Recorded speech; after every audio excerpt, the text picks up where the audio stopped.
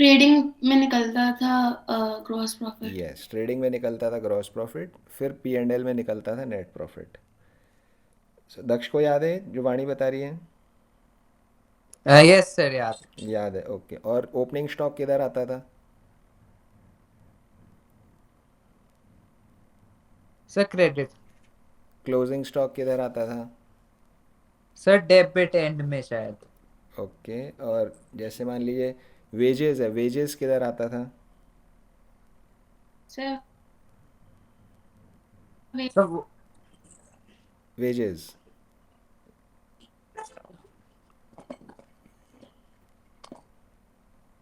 Sir wages तो trading में आता था और सैलरीज पीएनएल में आती थी। यस यस यस, बिल्कुल ठीक है। वेजेस आता था ट्रेडिंग अकाउंट में, पी एंड एल आता था आपका, सॉरी सैलरीज आता था पी एंड एल अकाउंट में। कैरेज इनवर्ट्स कहाँ पे आता था? सर वो भी इसमें ही आता था, इसमें किस में? मतलब ट्रेडिंग में। ट्रेडिंग में आता था क्या? और कैरेज आउटवर्ड्स? Outwards PNL. वो भी वो पी एंड एल में आता है। कैरेज आउटवर्ड्स आपका पी एंड एल अकाउंट में आता था। डिस्काउंट दिया अगर कुछ, वो कहाँ आता था? Discount PNL. P and L में आता था। Electricity expenses? PNL. P and L में आता था। अगर कोई कार डीलर है, कार बेचने की उसकी शॉप है, तो उसकी सेल्स आएगी क्रेडिट साइड में, ठीक है ना? ट्रेडिंग अकाउंट में आएगी, ट्रेडिंग के पी एंड एल के क्रेडिट में आएगी उसकी सेल्स। अगर उस कार वाले के पास कुछ एक्स्ट्रा पैसा था, उसने बैंक में एफडी कराई, उसको इंटरेस्ट मिल रहा है, उस डिपॉजिट पे इंटरेस्ट मिल रहा है, वो कहाँ पे आता है?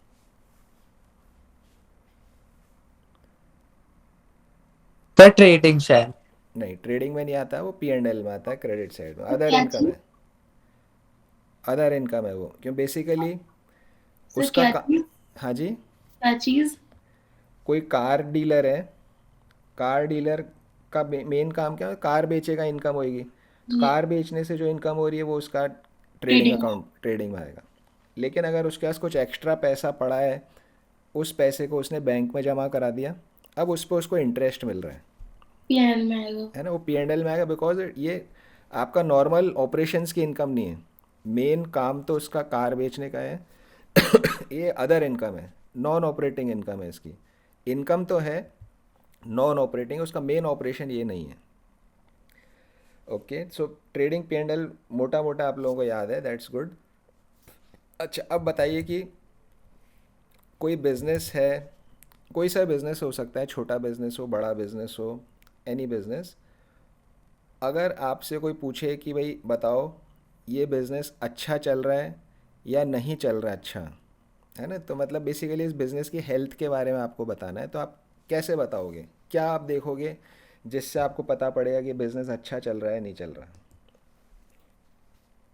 सर एसेट्स अपॉन लायबिलिटीज करते हैं, 2:1 हो तो अच्छा चल रहा है, नहीं हो तो बेकार चल रहा है। एसेट्स अपॉन लाइबिलिटीज़ करते हैं, तो बोले 2:1 होता है। ओके, और बताइए और क्या?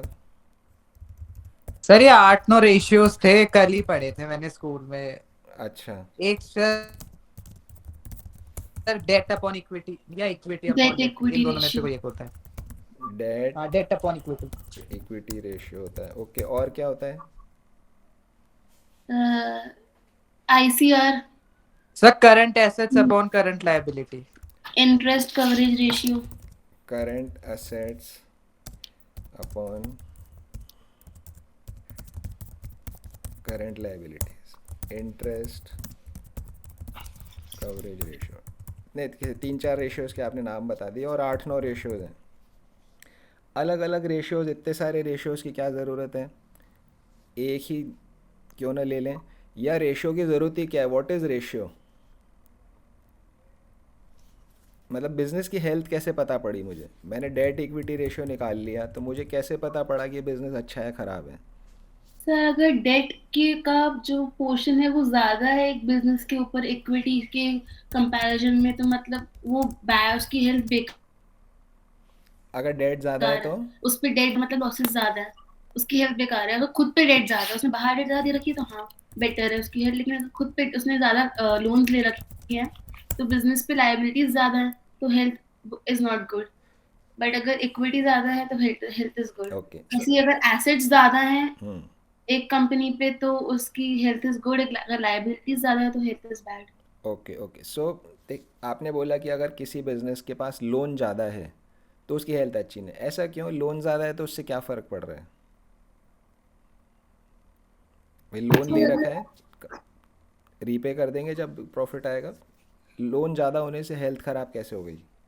सर अगर एक बिजनेस चल रहा है और उनको प्रॉफिट्स हो रहे हैं, अगर प्रॉफिट्स हो रहे हैं तो उस बिजनेस के ग्रोथ होने के लिए उन प्रॉफिट्स को ग्रोथ की तरफ लगाना होता है ताकि वो ग्रो करे। लेकिन ओके अभी यहाँ पे इतना लोन है तो जो प्रॉफिट्स आएंगे उनको अभी most of the time repay करने में लग जाएगा, तो बिजनेस ग्रो नहीं कर पाएगा आगे।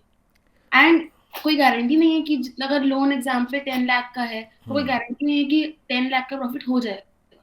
तो ऐसे ही डेट का एक सर्कल बन जाता है, उसमें फंस जाता है, अगर बिजनेस फंस जाए तो वो बाहर नहीं आ पाता है फिर उससे। ओके सो आपने दो बातें बोली। आपने एक तो बोला कि जो बिजनेस के प्रॉफिट्स होंगे, business profits will be more applied towards repaying loans, है ना, एंड नॉट एट ग्रोथ।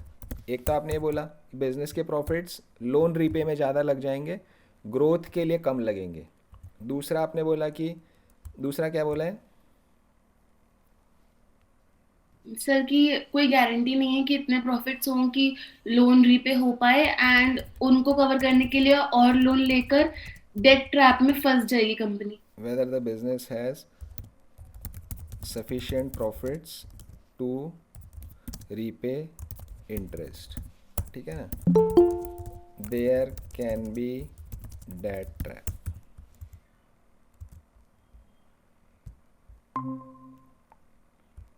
ठीक है, there can be debt trap. Okay ठीक है, बात कि डेट ज़्यादा है, मतलब किसी किसी बिजनेस पे कर्जा ज़्यादा है, पर आपने डेट को इक्विटी से क्यों कंपेयर किया?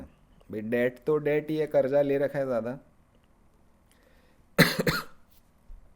इक्विटी में ये सब प्रॉब्लम नहीं है क्या?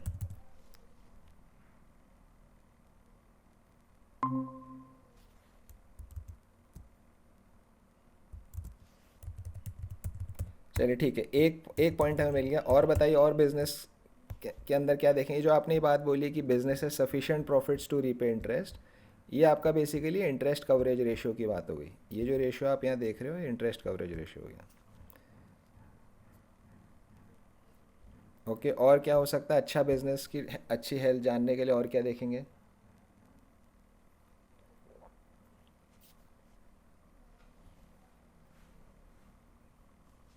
ऑपरेट करने तक के भी प्रॉफिट्स है या नहीं अगर बिजनेस के पास, ऑपरेट करने तक के प्रॉफिट्स मीन्स? मतलब डे टू डे में कुछ खर्चे तो होते ही हैं, अगर उन तक उनको कवर करने के लिए भी कुछ प्रॉफिट्स हो रहे हैं ढंग से या नहीं ओके ओके कंपनी सो के। उसको प्रॉफिट नहीं बोलेंगे, डे टू डे खर्चा करने के लिए फंड्स बोलेंगे। डे टू डे खर्चा करने के लिए पैसा होना चाहिए, ठीक है ना? Whether business has funds for making day to day expenses. Day to day expenses का पेमेंट करने के लिए, मान लो किसी के पास पैसा नहीं है तो वो कैसे एम्प्लॉयज़ की सैलरी पे करेगा? किसी के पास पैसा नहीं है तो कैसे वो रॉ मटेरियल परचेज करेगा? तो ये हमारा हो गया भाई, बिज़नेस के पास फंड्स होने चाहिए सफिशेंट।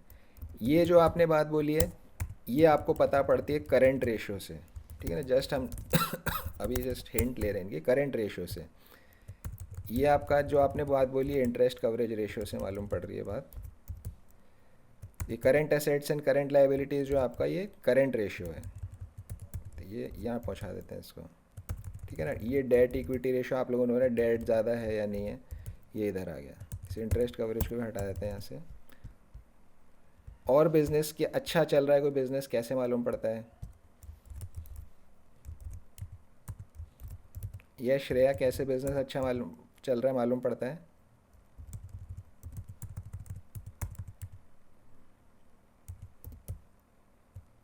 सर एसेट्स इंक्रीज हो रहा है तो। असेट्स इंक्रीज हो रहे हैं तो, असेट्स इंक्रीज मतलब ज़्यादा में ज़्यादा असेट खरीदते जाओ तो अच्छा बिजनेस है। हाँ मीन्स ग्रोथ हो रहा है उसका। नहीं, व्हाट ग्रोथ क्या होता है? What is growth? आप लोगों ने इकोनॉमिक्स में भी पढ़ा होगा, जीडीपी ग्रोथ, जीडीपी ग्रोथ बहुत बार पढ़ लिया होगा अब तक तो जीडीपी ग्रोथ। क्या, व्हाट इज ग्रोथ, क्या होता है? सर अगर प्रॉफिट इंक्रीज हो ही रहा है, आराम से प्रॉफिट बोलो, बन कोई ऐसा, अभी तो हम टॉपिक शुरू किया है, जो आपको लगता है फ्रीली आप बताइए। क्या होता है ग्रोथ? जीडीपी ग्रोथ क्या होता है? What is GDP growth? अगर अकाउंट से हट के इकोनॉमिक्स की बात करें तो जीडीपी ग्रोथ क्या होता है? सर जब प्राइमरी सेकेंडरी और टर्सरी सेक्टर का इंक्रीज हो रहा है। क्या इंक्रीज हो रहा है?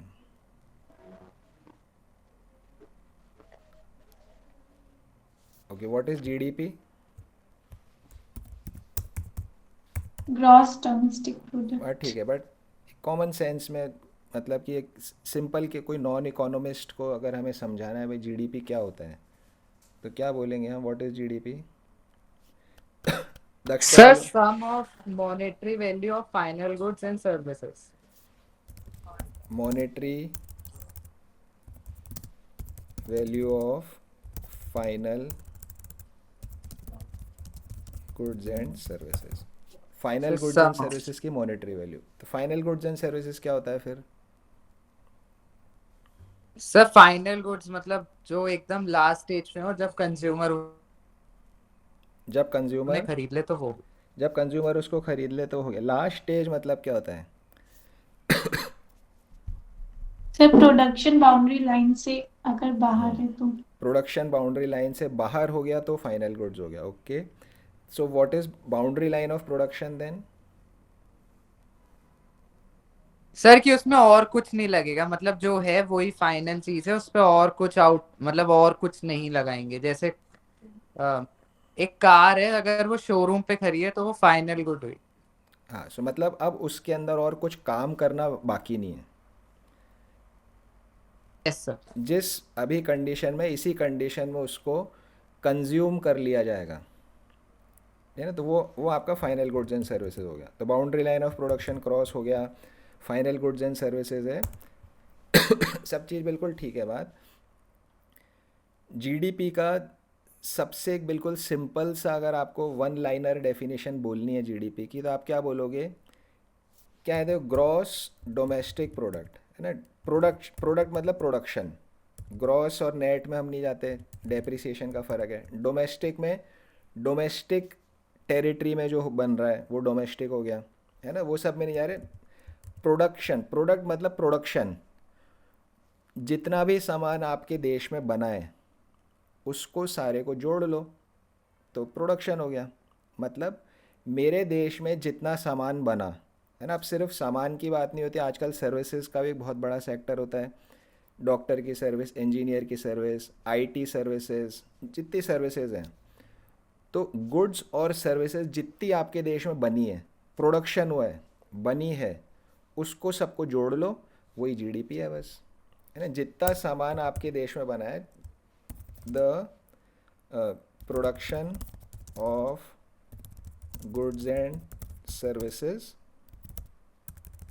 इन अ ईयर, क्यों एक साल का होता है हमेशा, इन एन इकोनॉमी, ठीक है ना। तो ये जितना भी प्रोडक्शन और गुड्स एंड सर्विसेज का, इसको पूरे को टोटल कर लो, जीडीपी बोलते हैं। बट सामान अलग अलग होते हैं, कोई चीज़ मीटर में है, कोई किलोमीटर में है, कोई किलो में है, कोई टन में है, कोई नंबर्स में है। जैसे कार है तो नंबर ऑफ कार्स है, गेहूँ उगेगा तो इतने टन गेहूँ होगा, तो यूनिट ऑफ मेजरमेंट सबकी अलग अलग है, तो हम जोड़ नहीं सकते, क्वांटिटीज़ को ऐड करना पॉसिबल नहीं है। 10 टन गेहूँ बना, 5 कार बनी, तो हम 15 थोड़ी ना बोल सकते हैं उसको। 10 टन गेहूँ बना, 5 कारें बनी, तो हम 15 नहीं बोल सकते उसको। तो क्वांटिटीज़ को ऐड करना पॉसिबल नहीं है। इसका सॉल्यूशन क्या है? मनी वैल्यू में कन्वर्ट करो और उसको ऐड कर लो, तो हम क्या बोलेंगे? The money value of goods and services produced in a year in an economy. ये मेरा जीडीपी हो गया। सिंपल सी डेफिनेशन यही है कि जितना सामान हमारे देश में बना उसकी मनी वैल्यू को ऐड कर लिए, दैट इज़ माई जीडीपी। अब जीडीपी ग्रोथ क्या हो गया? What is GDP growth? GDP sir growth, GDP का बढ़ना। हाँ, तो मतलब बढ़ने को क्या हम सरल भाषा में कैसे बताएंगे कि जीडीपी ग्रो कर रहा है? सरल भाषा में, कोई सर टेक्निकल। ये जब इनका सम बढ़े मॉनेटरी वैल्यू उसका, तो तो सम तब। बड़े बात ठीक है। तो सम बड़े को क्या बोलोगे आप बिल्कुल सिंपल भाषा में? सर गुड्स एंड सर्विसेज या तो प्राइसेस बढ़ रहे हैं ओके। या फिर उनकी क्वांटिटी बढ़ रही है। ओके।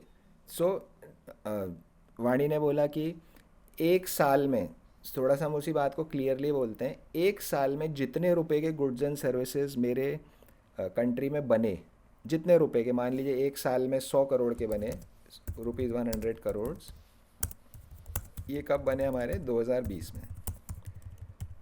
2021 में 100 करोड़ से ज़्यादा के अगर हो जाए तो जीडीपी ग्रो कर गया। यहाँ मेरा 110 करोड़ हो गया तो मेरा जीडीपी ग्रो किया। यहाँ 100 करोड़ का सामान था, यहाँ 110 करोड़ का सामान हो गया। तो कितना जीडीपी ग्रोथ रेट कितना हो गया? 10 करोड़ बढ़ा है। और परसेंटेज जब निकालते हैं हमेशा बेस पे निकाला जाता है। बेस इज़ 100 × 100, तो 10% का मेरा जीडीपी का ग्रोथ है इस वाले साल 2021 में। 10% से मेरा जीडीपी ग्रो किया है। ये जीडीपी ग्रोथ का मतलब हुआ बेसिकली जितना सामान आपके देश में बन रहा था उसकी वैल्यू बढ़ गई, है ना। अब थोड़ा सा अगर टॉपिक टच हुआ तो उसकी बात कर लेते हैं। वाणी ने बोला कि या तो प्राइस इंक्रीज हो जाए या फिर क्वांटिटी इंक्रीज हो जाए। या तो प्राइस इंक्रीज हो जाए, क्वांटिटी इंक्रीज हो जाए। तो जैसे यहाँ 100 करोड़ था, मान लीजिए कि मैंने कोई टॉफ़ियाँ बनाई, मान लीजिए 1 करोड़ टॉफ़ीज़ बनाई है, ये इनकी क्वांटिटी है। 100 रुपये की एक टॉफ़ी है, 100 रुपये की एक टॉफ़ी है, तो 100 करोड़ रुपए का मेरा जीडीपी इस साल में हो गया था। अब अगले साल जीडीपी बढ़ने के दो तरीके हैं। क्वांटिटी में 1 करोड़ ही बनाऊँ, ठीक है ना, 1 करोड़ ही बनाऊँ, लेकिन प्राइस मेरा 110 रुपये का हो जाए। तो हुआ क्या यहाँ पे, जीडीपी कितना हो गया 100, एक कॉलम और बना देते हैं। यहाँ मेरा जीडीपी हो गया 110, 100 का, 100 करोड़ का जीडीपी हो गया। 1 करोड़ इंटू 100, 100 करोड़। यहाँ मेरा जीडीपी हो गया 110 करोड़ का। जीडीपी तो ग्रो कर गया, है ना। ये मेरा नया साल है, ये मेरा पुराना साल है, ठीक है ना। जीडीपी तो मेरा ग्रो कर गया, है ना। बट क्या इस जीडीपी बढ़ने से लोगों को सामान ज़्यादा मिल रहा है? पहले भी 1 करोड़ टॉफ़ी थी, अभी भी 1 करोड़ टॉफ़ी है, ठीक है ना। तो सामान तो उतना का उतना ही है देश के अंदर। कल कोई टॉफ़ी 200 की हो जाएगी तो यहाँ 200 करोड़ का जीडीपी हो जाएगा, तो भी सामान तो उतना ही है। लोगों का वेलफेयर कहाँ हुआ? क्या लोगों को ज़्यादा चीज़ मिल रही है? नहीं मिल रही ज़्यादा चीज़। जनसंख्या बढ़ रही है, पहले भी 1 करोड़ टॉफ़ी बन रही है, अभी भी 1 करोड़ टॉफ़ी बन रही है। तो कैसे लोगों का वेलफेयर हुआ? लोगों का वेलफेयर नहीं हुआ। तो हम क्या बोल सकते हैं कि अगर सिर्फ प्राइस इंक्रीज से जीडीपी बढ़ता है तो वो जीडीपी बढ़ना किसी काम का नहीं है, वो जीडीपी बढ़ना बेकार है। अगर यहाँ क्वांटिटी इंक्रीज हो, मान लीजिए 1.1 करोड़ बढ़ गई, और यहाँ पे मेरी 100 रुपये ही है, अब मेरा जीडीपी 110 हुआ। अब देश में ज़्यादा सामान बना है, पहले 1 करोड़ टॉफ़ी थी, अब 1.1 करोड़ टॉफ़ियाँ बन रही। अब देश में ज़्यादा सामान बना है, ज़्यादा लोगों के लिए सामान अवेलेबिलिटी है। तो प्राइस से जीडीपी बढ़ना कोई फ़ायदे की चीज़ नहीं है। अगर क्वांटिटी इंक्रीज़ हो तो ही जीडीपी ग्रोथ का मतलब निकलता है, वरना कोई मतलब नहीं निकलता। तो इस प्राइस को नेगेट करने के लिए, प्राइस इफेक्ट को हटाने के लिए, फिर आप उसको अंदर कांस्टेंट प्राइसेस, करंट प्राइसेस पे जीडीपी निकालते हो, वो चीज़ अलग है। पर ग्रोथ तो देखो हुई है। जब मेरा प्राइस इंक्रीज़ हो रहा है तब भी ग्रोथ तो हो रही है, 100 से 200 हो गई। इन टर्म्स ऑफ, या हम बोलेंगे पूरी 100% ग्रोथ हो गई, लेकिन इस ग्रोथ का कोई मतलब नहीं है, ठीक है ना। तो अभी हम इकोनॉमिक्स में नहीं जा रहे, हमने ग्रोथ का मतलब जाना। ग्रोथ का मतलब कि ग्रोथ क्या होता है। जैसे बच्चा बड़ा होता है, मतलब कैसे बोलेंगे ग्रो कर रहा है, उसकी हाइट बढ़ गई, है ना, ग्रो कर रहा है, वो ताकतवर हो गया, मोटा हो गया, ग्रोथ कर रहा है। तो बिजनेस या इकोनॉमी ग्रो कब करती है? जब जो भी सामान, गुड्स एंड सर्विसेज आपके कंट्री में बन रहे हैं वो पिछले साल के मुकाबले ज़्यादा बनने लग जाए तो उसको ग्रोथ कहते हैं, ठीक है ना। ग्रोथ का उल्टा होता है रिसेशन, रिसेशन बोलते हैं, डिप्रेशन बोलते हैं। आप लोगों ने एग्रीगेट डिमांड के चैप्टर में पढ़ा होगा कि रिसेशन हो गया था, ग्रेट डिप्रेशन हो गया था। पढ़ा है आपने ये? Yes sir. यस। है ना? तो रिसेशन मतलब क्या? ये जीडीपी ड्रॉप कर जाए। 1 करोड़ टॉफ़ी बन रही थी, अब यहाँ पे मेरी 90 लाख टॉफ़ियाँ ही बन रही है। तो this is recession. GDP grow नहीं करना एक बहुत बड़ा इवेंट होता है। इस देश का जीडीपी ग्रो क्यों नहीं किया, है ना? मतलब ये देश तरक्की नहीं कर रहे हैं। तो अगर ऐसा लगातार 2-3 क्वार्टर तक होता है कि जीडीपी नेगेटिव ग्रोथ करता है, तो फिर ऐसा माना जाता है कि ये इकोनॉमी रिसेशन में जा रही है। तो ग्रोथ का उल्टा रिसेशन होता है ना? रिसेशन बहुत ज़्यादा डीप हो जाए तो उसको डिप्रेशन बोल देते हैं। ग्रोथ बहुत ज़्यादा अच्छी हो जाए तो उसको बूम बोल देते हैं, BOOM बूम, है ना? तो ग्रोथ, रिसेशन, डिप्रेशन, बूम, ये चार पांच नाम होते हैं जिससे आप इकोनॉमी की हेल्थ को आप डिफाइन करते हो।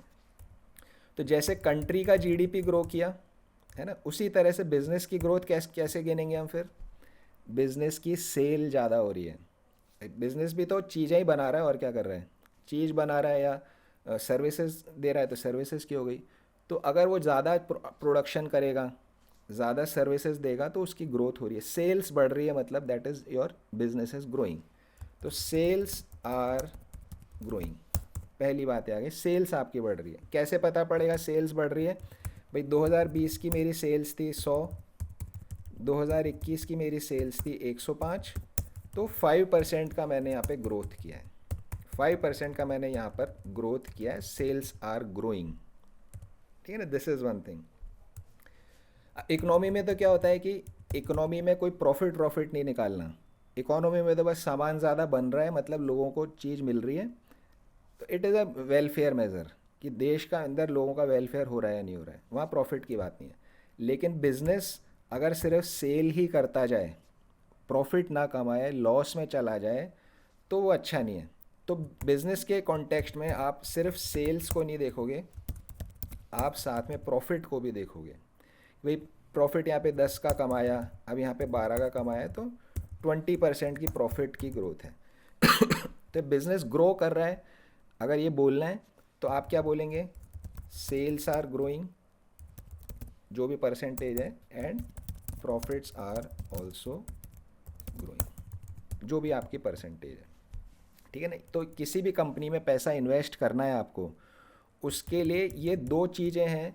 सबसे पहले ये दोनों चीज़ें देखनी है कि सेल्स बढ़ रही है नहीं बढ़ रही है, प्रॉफिट्स बढ़ रहे हैं या नहीं बढ़ रहे हैं। अगर नहीं बढ़ रहे, मतलब कंपनी स्टेगनेंट है। कंपनी स्टेगनेंट है, स्टेगनेंसी मतलब ग्रो नहीं कर रही है। ग्रो क्यों नहीं कर रही है? कई कारण हो सकते हैं ग्रो ना करने के। सोचिए ज़रा, क्या कारण हो सकते हैं, क्यों नहीं बिज़नेस ग्रो करेगा? कोई बिज़नेस खोल के बैठा है तो ग्रो तो करने के लिए बैठा है, वो क्यों ग्रो नहीं करेगा? सर प्रोडक्ट क्वालिटी नहीं अच्छा होगा। ओके, सो हम क्या बोलेंगे कि focus on product quality is lacking. Product की क्वालिटी अच्छी नहीं है, लोग खरीदते ही नहीं उसका सामान। बिल्कुल ठीक है। और क्या हो सकता है? सर जो प्रोडक्ट है वो बहुत ही आउटडेटेड है। जैसे सर इंडिया में जो पहले टीवी बनते थे 1991 से पहले, वो ओके, प्रोडक्ट इज आउटडेटेड, ठीक है ना? इसका सबसे अच्छा एग्जांपल हम क्या दे सकते हैं? आप इसका मोबाइल कनेक्शन लेते हो आप, एयरटेल, जियो, BSNL, ये सब आप लेते हो। BSNL पता है आप लोगों को? कंपनी है BSNL की। Yes sir. BSNL का यस कनेक्शन क्यों नहीं लेते हो आप? बहुत स्लो है।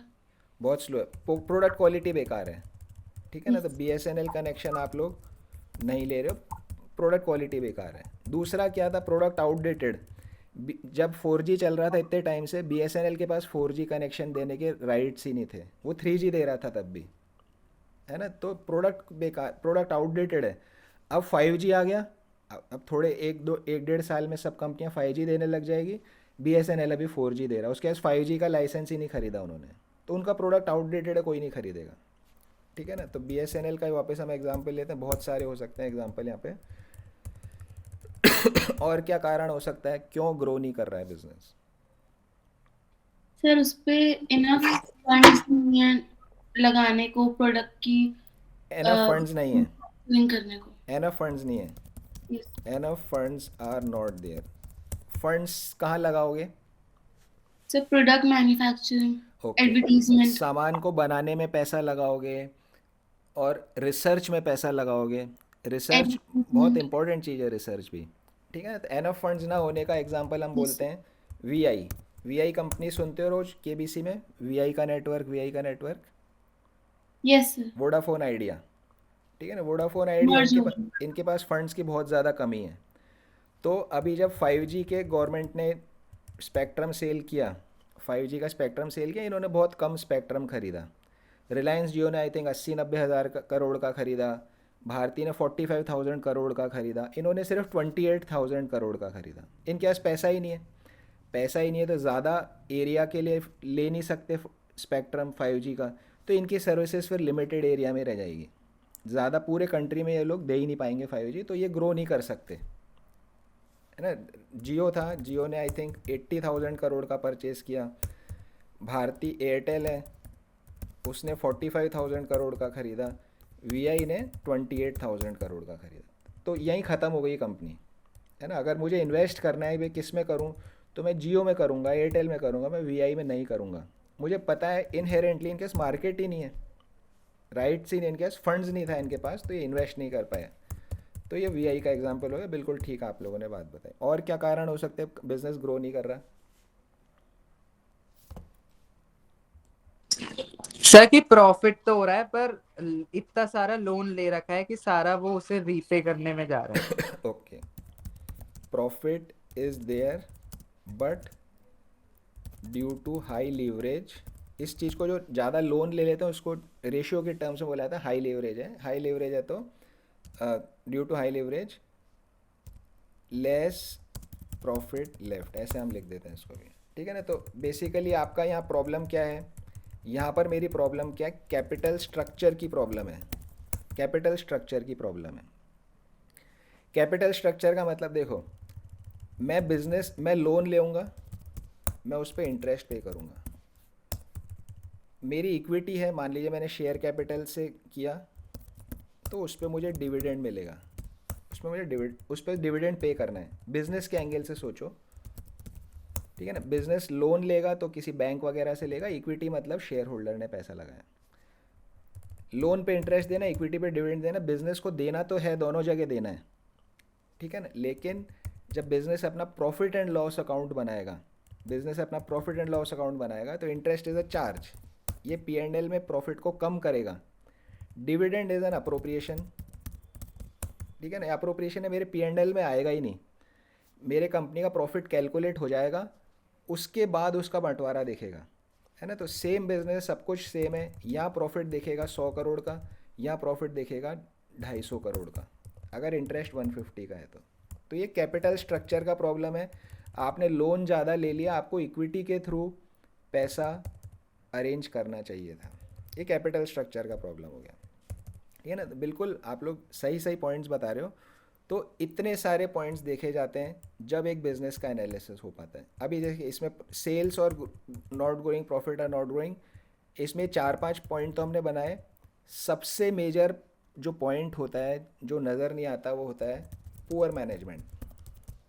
कि जो मैनेजमेंट है, जो उसके डायरेक्टर्स हैं, उनका माइंडसेट ग्रोथ वाला है ही नहीं, है ना? सब सारी कहानी तो यहीं से शुरू होती है। अगर मैनेजमेंट अच्छा होगा तो प्रोडक्ट की क्वालिटी पे ध्यान देंगे, क्वालिटी अच्छी कर लेंगे। आउटडेटेड प्रोडक्ट है तो रिसर्च करके नया बनवा देंगे प्रोडक्ट। फंड्स नहीं है तो लाएंगे कहीं से फंड्स, अरेंज करेंगे फंड्स को। प्रॉफिट नहीं है, लोन पे इंटरेस्ट ज़्यादा जा रहा है, तो ऐसी कोशिश करेंगे कि लोन को कट करा जाए। तो अगर मैनेजमेंट अच्छा है तो इस सब चीज़ों को सुधारा जा सकता है। लेकिन मैनेजमेंट अच्छा नहीं है तो देन फिर और 4 और चीज़ें ख़राब वाली खड़ी हो जाएगी आकर के। कोई भी चैलेंज आएगा, प्रॉब्लम आएगी, वो मैनेजमेंट उसको फेस ही नहीं कर पाएगा। तो किसी कंपनी को देखते टाइम सबसे मेन चीज़ देखी जाती है उसका मैनेजमेंट कैसा है। मैनेजमेंट ग्रोथ माइंडसेट का है या वो ऐसा है कि भाई नहीं ठीक है, हमको ज़्यादा नहीं करना, बस इतना ठीक है, ठीक है ना? कई बार पुअर स्ट्रेटेजी बन जाती है, पुअर स्ट्रेटेजी भी होती है। तो ये तो, पर ये दोनों क्या चीज़ें सब्जेक्टिव है ना? इनको आप रेशो में मेज़र नहीं कर सकते। असल जीवन में जब आप इवेल्युएट कर रहे हो आप देख सकते हो कि ये पर्सन इसका डायरेक्टर है, इस पर्सन क्या क्या इसने कंपनीज को कितना इसने तरक्की करी, इस तरह से आप यहाँ देख सकते हो। रेशियो एनालिसिस के चैप्टर में हम सिर्फ उसी चीज़ की बात करेंगे जो फाइनेंशियल है, जो नंबर में कैलकुलेट हो सकती है, उससे हम निकालेंगे कि ये कंपनी अच्छी है या नहीं है, ये कंपनी अच्छी है या नहीं है, वो हम उस चीज़ से निकालेंगे।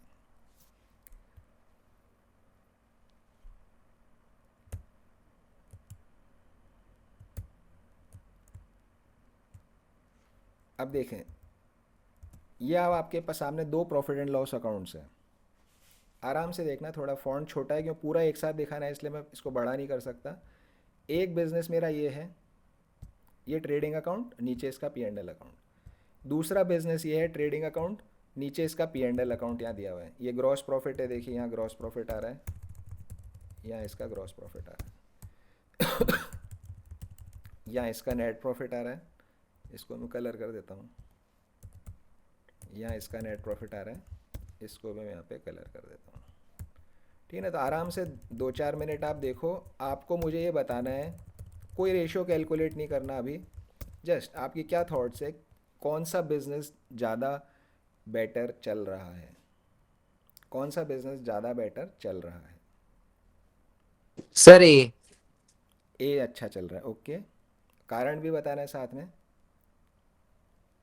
सर नेट प्रॉफिट ज्यादा है उसका नेट 10,000 प्रॉफिट, दक्ष ने बोला कि बिजनेस ए का नेट प्रॉफिट 73,000 है और बिजनेस बी का नेट प्रॉफिट 67,000 है, इसलिए बिजनेस ए अच्छा है।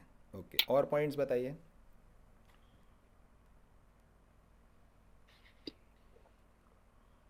सर ग्रॉस प्रॉफिट भी अच्छा है। ग्रॉस प्रॉफिट भी बिजनेस ए का ज़्यादा है, उसका 1 लाख है, और बिजनेस बी का 90,000 है। ओके, और कुछ पॉइंट क्यों बिजनेस ए अच्छा है।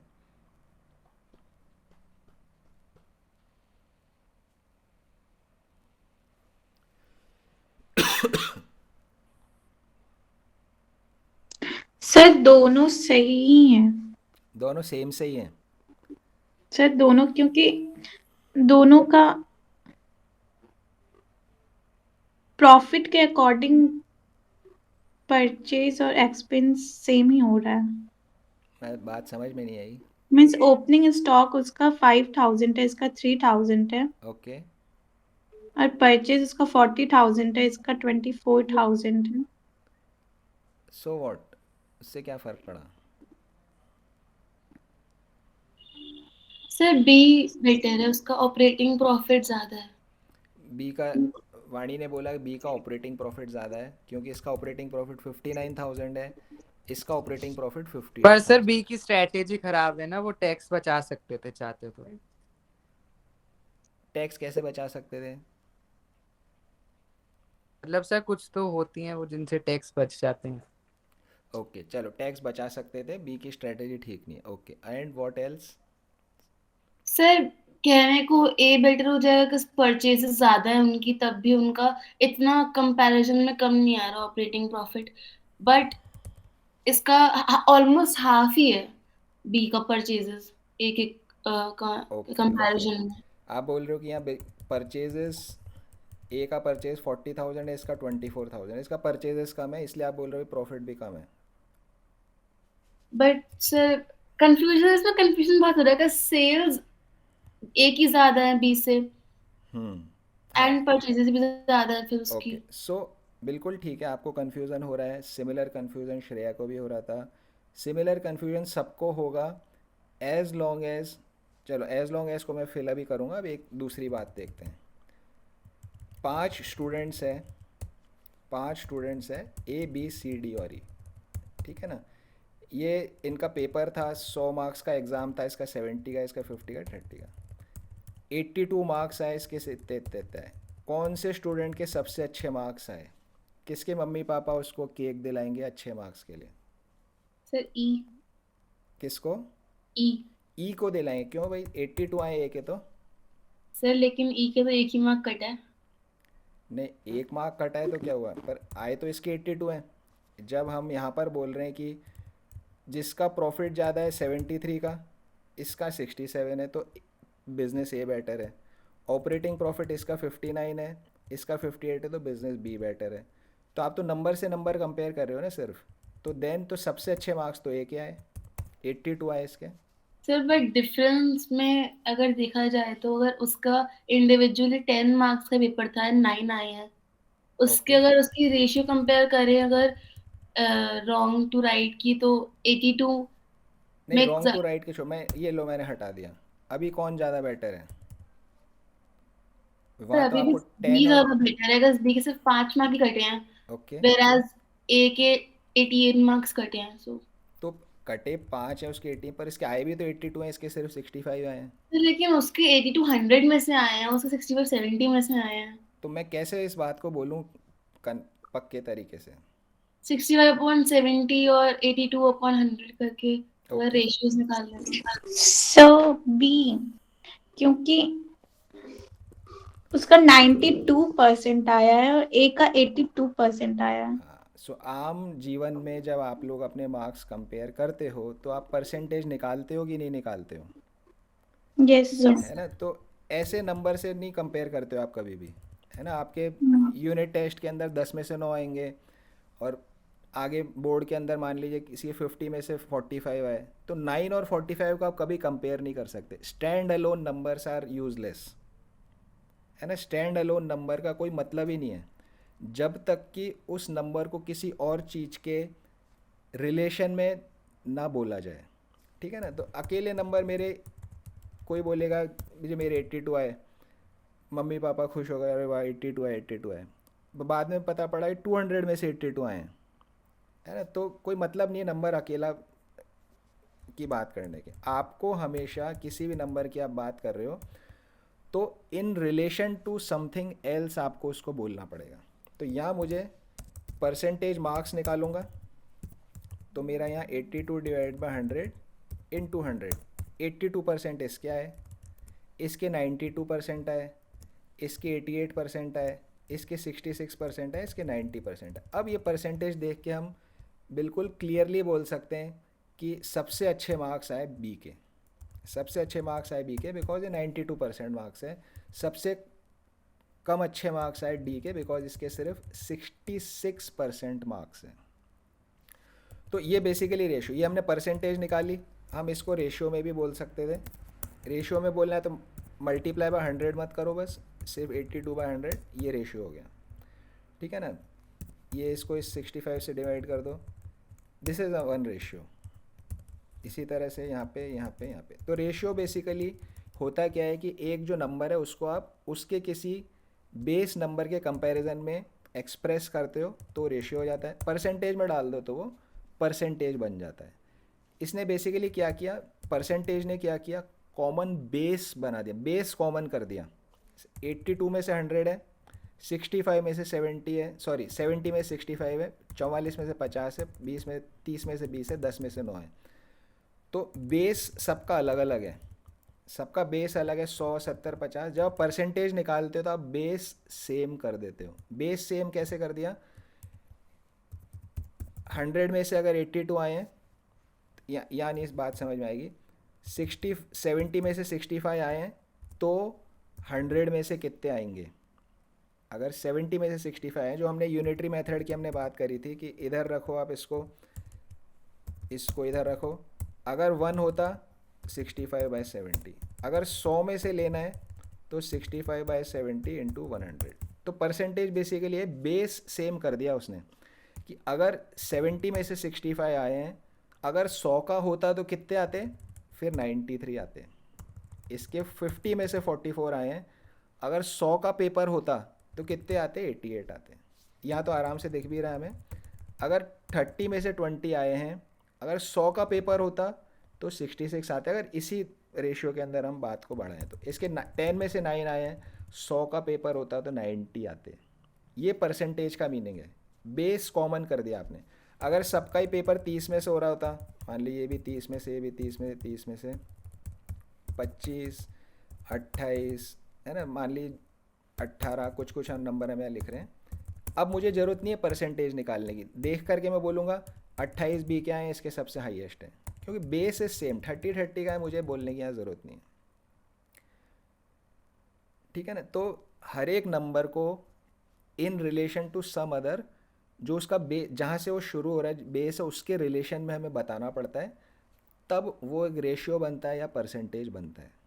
ठीक है ना। तो इसी तरह से फाइनेंशियल नंबर्स जो हैं, जो फाइनेंशियल नंबर्स हैं, इनको भी आप एब्सोल्यूट में नहीं बोल सकते कि भाई एब्सोल्यूट में देख करके कि ये ज़्यादा अच्छा है। जैसे इसके 73,000 है ना, इसके 67 है, हम डायरेक्टली देख के एब्सोल्यूट नंबर में दिख रहा है इसके ज़्यादा प्रॉफिट है, बट अगर बिज़नेस की हेल्थ पता करनी है तो हमें इसको किसी और नंबर के रिलेशन में एक्सप्रेस करना पड़ेगा जो नंबर इससे रिलेटेड है।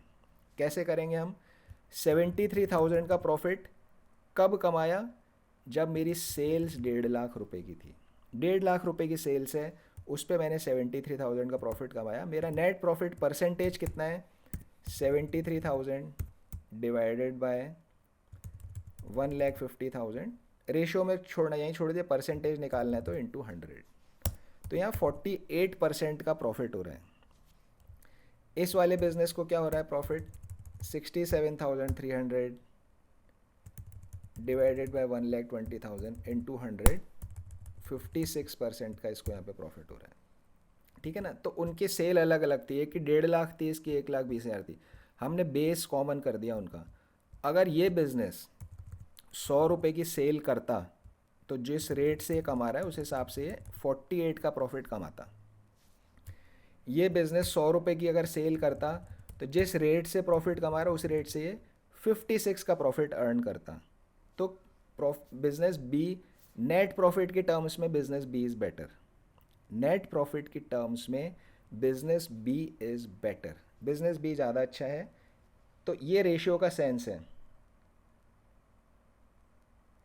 समझ आया आप लोगों को यस सर। कि रेशियो निकाल Yes, क्यों रहे हैं, है ना? रेशियो निकाल क्यों रहे हैं?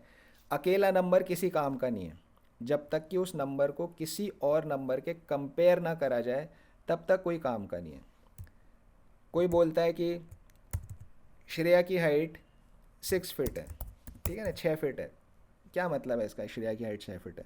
आपको कंपेयर करना पड़ेगा कि किसी और की हाइट 5 फीट है, उससे श्रेया लंबी है। किसी और की हाइट 7 फीट है, उससे श्रेया छोटी है। तो नंबर, अकेला नंबर किसी काम का नहीं, आपको हमेशा उसको किसी और नंबर से कंपेयर करके देखना पड़ेगा, वरना नंबर का सेंस नहीं है। तो जैसे सबसे पहली चीज़, जब भी आप नंबर्स एनालाइज करोगे तो आपको कंपेयर करके देखना पड़ेगा। इंडिया का जीडीपी 500 करोड़ है, ठीक है ना। क्या मतलब? कोई मतलब नहीं है इसका बात का। इंडिया का जीडीपी 500 करोड़ है, आपको कंपेयर कराना पड़ेगा।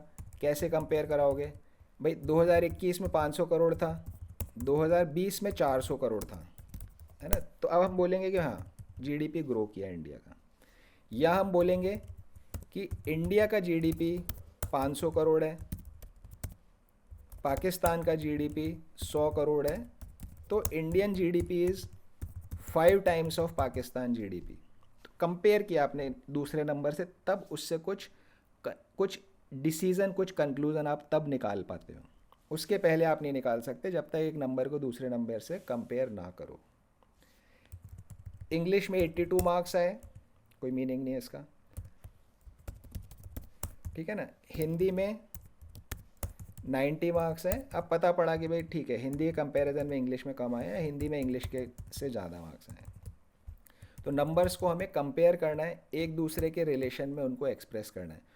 तो होता क्या है, जब एक नंबर को दूसरे नंबर के रिलेशन में एक्सप्रेस करते हैं तो हमें कई सारी नई जानकारियाँ मिलती है जो अकेला नंबर देखकर मालूम नहीं पड़ती है।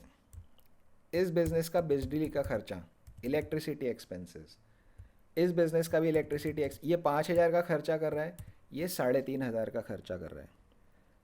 अब बिज़नेस वाले ने पूछा कि भाई बताओ कि मेरा बिजली का खर्चा ठीक ठाक है या मैं ज़्यादा खर्चा कर रहा हूँ, है ना। तो आप कैसे बताओगे कि भाई आप सही कर रहे हो या ज़्यादा खर्चा कर रहे हो?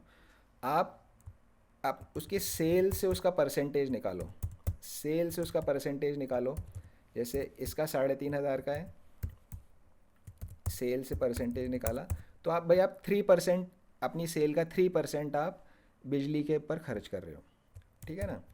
ये बिज़नेस कितना कर रहा है? 5,000 डिवाइडेड बाय दिस इंटू 100, ये 3.33 कर रहा है, ये 2.9 कर रहा है, ये 3.33 कर रहा है। तो अगर मैं कंपेयर करूं तो बिजनेस बी ने बिजली के ऊपर खर्चा कम किया है, तो दिस इज़ कॉल्ड बेंचमार्किंग। आप एक बिज़नेस की परफॉर्मेंस को दूसरे बिज़नेस की परफॉर्मेंस से कंपेयर करते हो थ्रू रेशियो एनालिसिस, इसको बेंचमार्किंग बोला जाता है। आसान शब्दों में समझो तो भाई 5 सब्जेक्ट में दक्ष के मार्क्स आए, 5 सब्जेक्ट में श्रेया के आए, 5 में वाणी के आए। अब आप इंडिविजुअल परसेंटेज निकालोगे भाई कि अच्छा हिस्ट्री में कितने परसेंट मार्क्स आए आपके, ज्योग्राफी में कितने परसेंट मार्क्स है, तो आपको पता पड़ेगा कि भाई कौन से सब्जेक्ट में आप लैग कर रहे थे। इकोनॉमिक्स में भी आपने पढ़ा होगा कि जैसे एजुकेशन पे है तो 2% ऑफ जीडीपी एजुकेशन पे खर्च करती है कंट्री, हेल्थ पे 5% ऑफ जीडीपी खर्च करती है। पढ़ा है इस तरह से इकोनॉमिक्स में सेकंड वाली बुक में?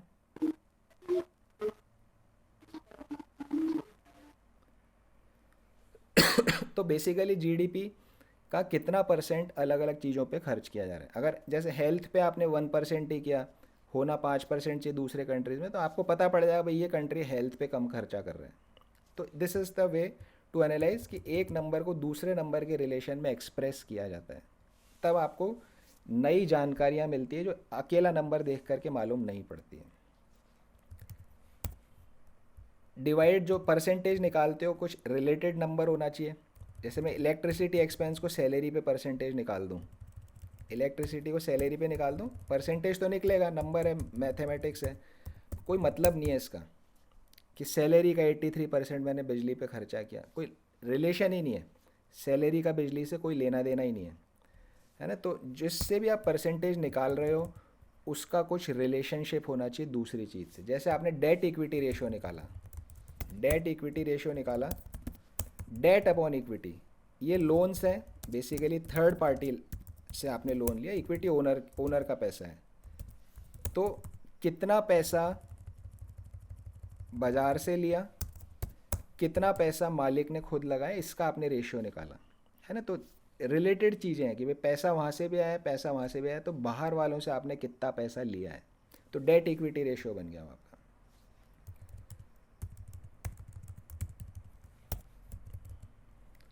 समझ आया दक्ष को?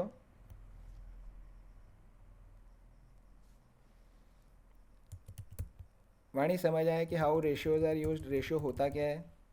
Yes sir. ओके। तो अब इस चैप्टर में हम क्या करेंगे, अब जैसे आप लोगों ने यहाँ पर जो पॉइंट्स बताए, मोस्ट ऑफ द पॉइंट्स क्या थे, जैसे डेट इक्विटी है, इंटरेस्ट कवरेज है ना, फंड्स है। भाई दो फाइनल अकाउंट्स हैं, एक तो बैलेंस शीट मेरी बनी है और एक मेरा प्रॉफिट एंड लॉस अकाउंट बना, दो चीज़ मेरी बनी है ना। दोनों प्रॉफिट एंड लॉस अकाउंट मेरे करंट ईयर ऑपरेशंस और प्रॉफिट्स एक्सपेंसेस के बारे में बताता है, बैलेंस शीट मुझे मेरी फंडिंग के बारे में बताता है, कहाँ से मेरे पास पैसा आया, कहाँ पर मैंने उस पैसे को लगाया, असेट्स मैंने कितने खरीदे, है ना। पी एंड एल मेरा प्रॉफिट्स बता रहा है, सेल्स और एक्सपेंसेस। बैलेंस शीट मुझे बता रहा है कहाँ से फंड्स आए, लाइबिलिटीज़ बेसिकली कहाँ से फंड्स आए, शेयर से आए, डिबेंचर से आए, लोन से आए, दैट सोर्स ऑफ फंड्स। अब कैश फ्लो पढ़ोगे तो उस लाइबिलिटी साइड एक तरह से सोर्सेज ऑफ फंड्स है। असेट्स एप्लीकेशन ऑफ फंड्स, उस पैसे का मैंने करा क्या, उस पैसे का मैंने करा क्या, वो मुझे असेट साइड से मालूम पड़ता है। तो इनके सबके आपस में रिलेशनशिप बनाएंगे हम, एक चीज़ को दूसरी चीज़ से डिवाइड करके देखेंगे कि भाई ये किस उसके अंदर बन रहा है। जैसे एक छोटा सा एग्जांपल और देता हूँ, प्रॉफिट आया मेरे 100 का प्रॉफिट आया, दूसरे बिजनेस का प्रॉफिट 50 का आया। इसके पास असेट्स कितने के हैं, 1000 के हैं, इसके पास असेट्स 400 के हैं, ठीक है ना। तो इसका प्रॉफिट 100 है, इसका 50 है, हम बोलेंगे भाई इसका प्रॉफिट 100 बढ़िया है, लेकिन 1000 के असेट्स पे इसने 100 प्रॉफिट कमाया। रेशियो निकालो, 10%, असेट्स में जितना इन्वेस्ट करता है उसका 10% ही प्रॉफिट कमा रहा है, ये असेट्स में जितना इन्वेस्ट करता है 12.5% प्रॉफिट कमा रहा है। तो this is more efficient, come assets में ज़्यादा प्रॉफिट अर्न कर रहा है, कम असेट्स में ज़्यादा प्रॉफिट अर्न कर रहा है। इसके असेट्स की प्रोडक्टिविटी इज़ गुड, इसके असेट्स की प्रोडक्टिविटी ज़्यादा अच्छी है, ठीक है ना। एयरलाइंस है, मान लीजिए दो कंपनियाँ, एक इंडिगो है, इंडिगो है, एक जेट एयरवेज है। इंडिगो के पास में 100 प्लेन्स है, एरोप्लेन 100 है, जेट एयरवेज के पास मान लीजिए 40 एयरप्लेन्स ही है, ठीक है ना। तो अब आपको देखना है कि आप इनके प्रॉफिट से डिवाइड करो, जितना प्रॉफिट कमाएगी पर प्लेन कितना प्रॉफिट कमा रहे हैं, तो आपको इनकी असेट यूटिलाइजेशन मालूम पड़ेगा। तो आपको पता पड़ेगा भाई इनके पास 100 प्लेन है लेकिन खाली चलते हैं सारे, सीटें ही नहीं भरती, टिकट ही नहीं बिकती, 100 प्लेन रख करके मुझे क्या फ़ायदा। तो दिस इज़ रेशियो एनालिसिस कि आप बैलेंस शीट और P&L में जो आइटम्स आते हैं उनको एक दूसरे के कंपैरिजन में करोगे और उससे फिर आपको नई जानकारियाँ, नई चीज़ें पता पड़ेगी जो बिज़नेस की हेल्थ की तरफ आपको इंडिकेशन देगी, ठीक है ना। तो ये बेसिकली रेशियो का बैकग्राउंड है। कल हम स्पेसिफिक स्टार्ट करेंगे अलग अलग रेशियो से, क्या उनका फ़ायदा होता है, कैसे कैलकुलेट करते हैं, ये चीज़ हम देन कल स्टार्ट करेंगे। ओके, सो आज की क्लास हम क्लोज करते हैं।